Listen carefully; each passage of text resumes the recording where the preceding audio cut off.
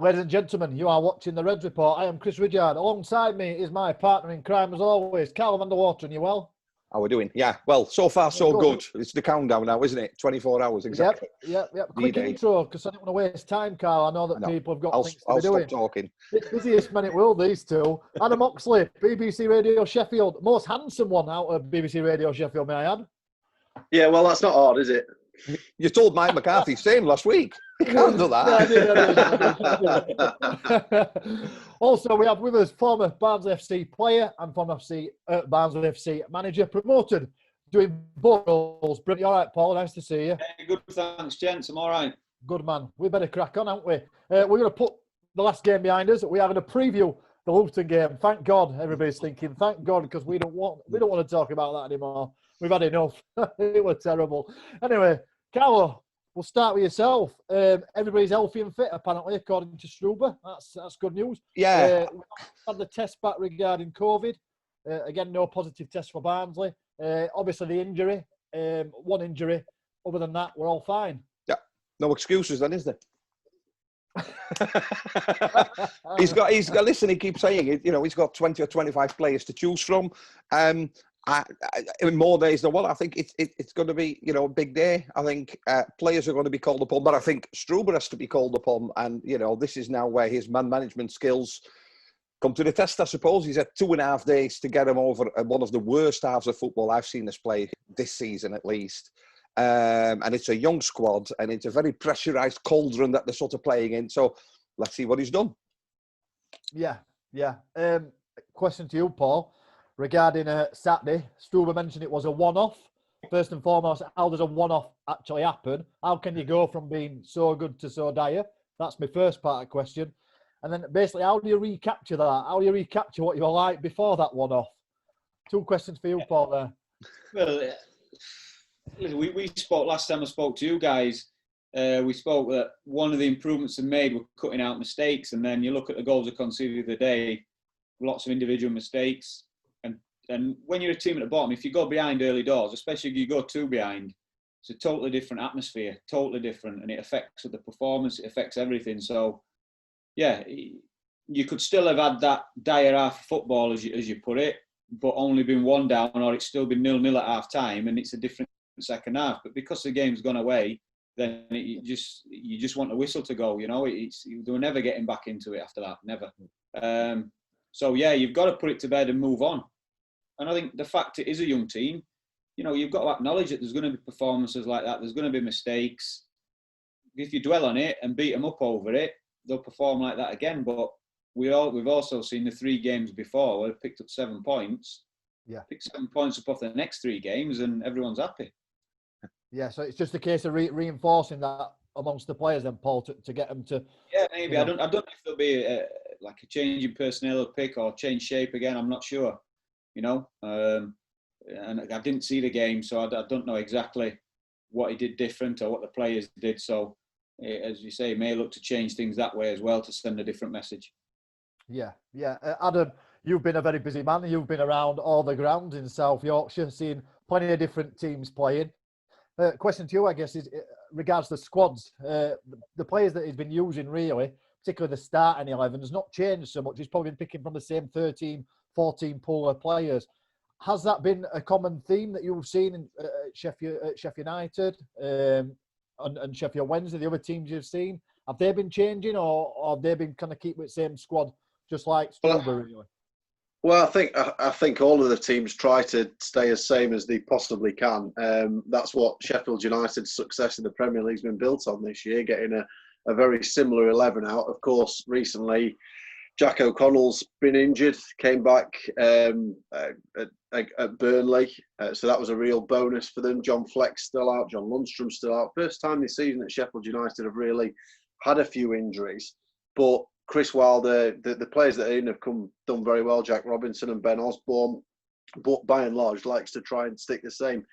Wednesday, I mean, they've been led by circumstances, really. Players not signing those contract extensions. Gary Monk's gone for a different style and a shape. He's gone more with 3 at the back and asked people to do things slightly differently, and again tried to keep things fairly similar, and I think a lot of people will do. I mean, that'll be the big test for Gerhard now. You know, changing things too much too quickly would seem to be a little bit of a bolt for me, because things have gone really well. Like Paul was saying, the first three, you know, to get 7 points out of the first three was probably more than anybody expected from Barnsley.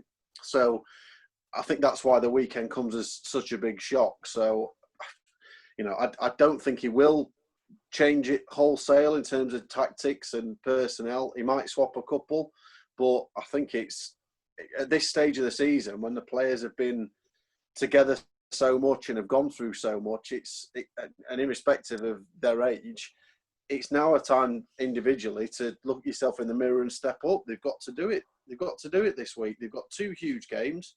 If they do well in both of those, take a minimum of 4, hopefully 6, then come the weekend, could still very much within a shout of staying up. If they don't, then they're a goner. Let's be honest. Yeah. Carlo, as a fan, then, do you see many changes? And if you obviously Adam's alluded to not being many changes, and obviously Struby, you can see he's tried to stick to that same core. Is there anybody that you think probably don't deserve a shirt on tomorrow night at 6 o'clock? Listen, if you put a poll up on any social media platform, all the fans are suddenly master managers. I did it, didn't I? I did it on Sunday. These would be me. These would be my starting 11. As well, Alex Mowat, for instance. I just think, you know, Coley Woodrow pretty quiet. Alex at the top of the diamond, because we know the left foot he's got. We know the service he can provide. Maybe it's time for Apple Halme to come in and protect the back four. I don't think he'll make many changes. I think, you know, of course, it's a gutting result. It wasn't a nice performance. Pulled it a bit back second half. But if we'd got those individual mistakes out, you know, it's our mistakes that gifted those goals. So I think, and it's interesting to hear to say they've not really been training. You know, it's more about recovery, because obviously it's only short time. They're travelling today to Northampton, I believe. And I'm sure there'll be a lot of, you know, talking and going over. And I suppose the risk you run against a team like Luton, that was better 5-0. So we weren't the worst performers on Saturday. I think, you know, stakes for them are exactly the same. So maybe you need a little bit of a settled side that know their roles. Just hope that they perform better than they did last Saturday. Yeah. Also in the press conference, talked about learning about the players in terms of their personnel, Paul, and how they respond to things like that. Obviously, it's a very tough time. They're in the pressure cooker, aren't they? They're in amongst it. You're going to see different sides of people and different characters to what you might have seen before. He's talked about it being their responsibility to fight and play to their personal limit. What does that look like as a manager? You're trying to manage all that. You've got a very young team. It must be difficult as a manager to keep them motivated. I guess my question to you is, where did I draw the line from Saturday and that poor performance, where you are critical of your players, and where does that line drawn, and then you move on to obviously tomorrow? At what point do you go, right, that's it, I've been critical, I've criticised you? It depends, doesn't it? I mean, I don't know the usual procedure after games, so if it was standard week, we'd draw the line straight after we'd debriefed it, you know, and gone through the analysis and picked the bones out of it in terms of us and our performance. And then that's it, draw a line, put a full stop there, move on next game. But sometimes you might even do that if you did genuinely believe it was a blip and wants to keep it positive. Because don't forget, you sort of find the players as you've left them. So if you've beat them up and you've told them how poorly they are, you're going to find them in that state the next, you know what I mean? So could be a strategy this stage of the season. How much tactically are they going to learn? Is the mentality a bit more important? So I don't know how he's left them after the game Saturday. Could have put it to bed straight away, wanting to find them in a decent or as good as it possibly could be frame of mind before this Luton game. So but one thing from there, when you mention personal standards, they're playing to be championship players. That takes care of itself. You know, there'll be no one as motivated these players, the Luton players as well. They're scrapping for their lives. That's where you see strange results at this time of the season. And, you know, if Barnsley don't get the results, these players are going to be League One players again. You know? Yeah, of course. Yeah, it's interesting that you kind of put it back onto the players to a certain degree and give them the responsibility of, it's such a difficult job to manage and care for everybody. And obviously, with a quick turnaround as well, you ain't got a week. You haven't got Saturday to Saturday, obviously to Saturday to Tuesday. So probably moving on pretty quickly. Adam Oxley, Luton Town, lost 5-0. A worse result than Barnsley. I just wonder what you think their approach might be in this game. The result may help Barnsley, may help the confidence of Luton may possibly be low.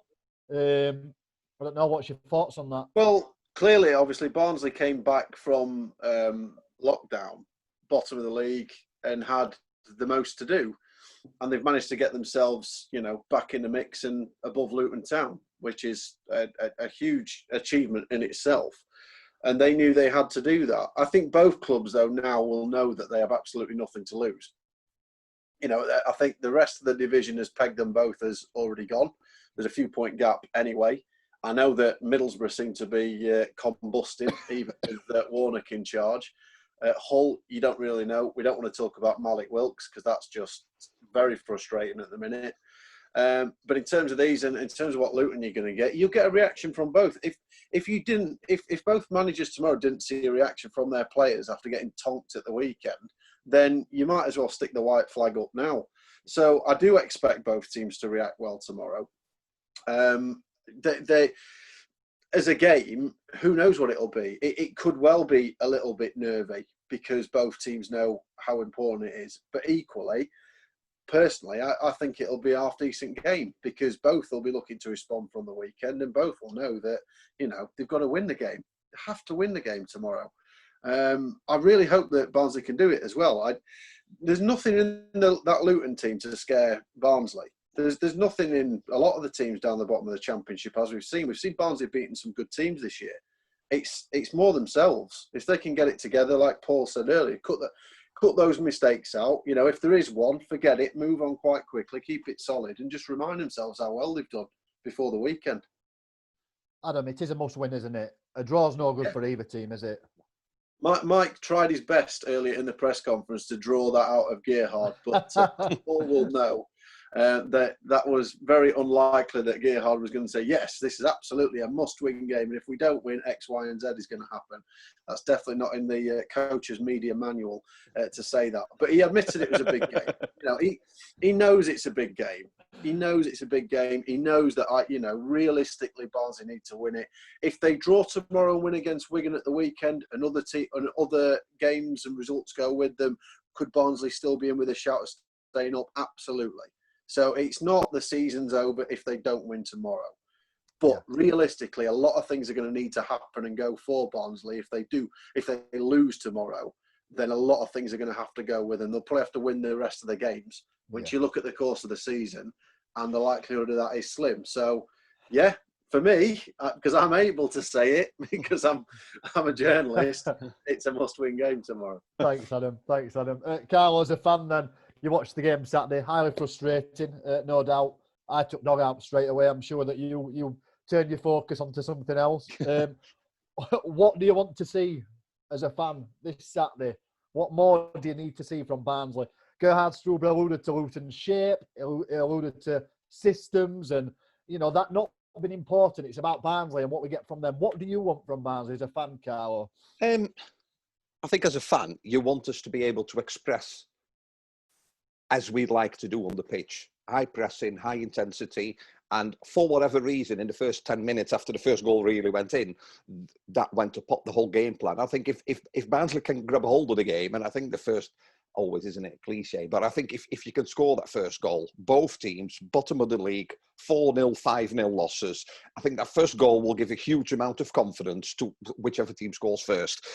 My worry is always, and this is nothing that's statistically proven, but as a fan, they could potentially field half an ex-Barnsley team. If you think of Pearson, Bree, Craney, who else have they got? They've got Butterfield, there's quite a few Moncur, there's quite a few ex-Barnsley players. And I'm just wondering, will they have that extra 2-3% because they go out to have something to prove? I don't know. It just sets it up. If we can play like we did the first 3 games, we don't have anything to fear. We owe them one anyway, don't they? And they stopped that unbeaten run at Oakwell that the previous coach sort of set. So play the game, play how we normally play, high intensity, high pressing, and give the ball to Woodrow in the box, because according to our stats, 70% of his goals first touch in the box. So feed him. Feed Woodrow and he will score. Paul, we've talked about tactical preparation and the resting and stuff in between games and everything that's gone like that. Gerhard Struber kind of started his preparation on the Saturday, which I thought were a bit strange. I just wonder what your thoughts were on that. We saw key players for Barnsley be substituted quite early on into that second half. Is that something you've ever done? Is that something that you would have thought about doing? Obviously, with a quick turnaround, he kind of, given up on that result, has he not? Yeah, he had, but the game had gone. If we're all honest, the game had gone. Yeah. Quick turnaround. What would you have done if one of them players picks up an injury and is out for this game? Like, it is that stage of the season, It doesn't look great. I'll be honest, it doesn't look great. It's hard on the side, but believe you me, when it was 4-0 and with the last 20 minutes of the game, they'd have been wanting the whistle to blow. For a couple of reasons, because that's an horrible feeling in that game, but also you just want that next game to be there as quick as possible. You can't put it right until that next game. Of course. Adam, you obviously have had a look at the press conference. Ritzmaier was mentioned by Doug. Apparently he's been carrying a bit of an ankle injury since the QPR game. He was brilliant against QPR, but since then he's been carrying an ankle injury. Is that a bit of smoke and mirrors, or he's not really contributed much from a fan point of view? I'm not so sure what your thoughts are on that. There's always a bit of smoke and mirrors going on at this stage of the season. Well, there'll be loads of players that we're carrying loads of knocks. I know it's different this time. There's been lockdown and some players have come back even fitter than what they were. Some players who weren't out have come back. But again, whether there has been a knock there or there hasn't, it's on him. If he's fit enough to play, and he's been playing, then he's fit enough, because he wouldn't, as an individual, you wouldn't put yourself through it. So hopefully if he is picked tomorrow, then he can come and show everybody what he's all about, because at times this season he's looked half decent player. Yes, of course. Carlo, Bambo Diaby got mentioned in the press conference. Yeah. Are we missing him? At this minute in time, it's another body, isn't it? Yeah, it's a body. I think if you know there is somebody else training for that same position that you're training for, you're fighting for, we've got Apo that can slot, but really, who else have you got? We're quite thin. It's for another podcast, isn't it? I think it's. I don't know how it works, and I wouldn't even, I wouldn't ask anybody else. But I think it's weird how somebody who's been, be suspended on the suspicion of doping in January, in July, still waiting. I mean, I don't know how it works. I work in the criminal justice arena. I know if somebody's got anything, that normally within 24 hours, we get something back. It's sports. It's different. I get it. But have we been hindered by it? Maybe. I would have liked to see some choice, and I would have loved to seen a Solbauer with a Bambo at the back, because it's just, no messing with either of those. It should be sorted. Carlo, it should be sorted. Let's be honest. Like all the other things that are going on with the EFL at the moment that impact on the rest of the division. There were the reports that Wednesday's case had started 2 weeks ago now, and we still don't. Nobody's been able to say for confidentiality reasons whether that started, finished, or whatever else, and that's still going on. And we're now a couple of weeks before the end of the season. So, yeah, I assume, as the governing body for the league, they will have a lot on their plate, and there'll be a lot of things going on. But frankly, these things should be sorted, and it's not really fair on the individual or the teams involved that they're still dragging on. Exactly. Yeah, of course. 100% agree. Last question to Paul, just before we do our predictions, ready for tomorrow night. Paul, games are coming thick and fast at this minute in time, and obviously people always talk about the tiredness of the players, usually from a physical aspect. I guess my question to you is there a mental aspect to that? Barnsley are in the frying pan, so to speak, at the minute in time. There's a lot of pressure on them players. Did we see that come into the game for that first 10 minutes against Stoke? What are them individual errors and them mistakes a cause of that pressure, that lack of concentration, and just the games coming thick and fast and being in such an intense situation? Yeah. Is it all at straws, Paul?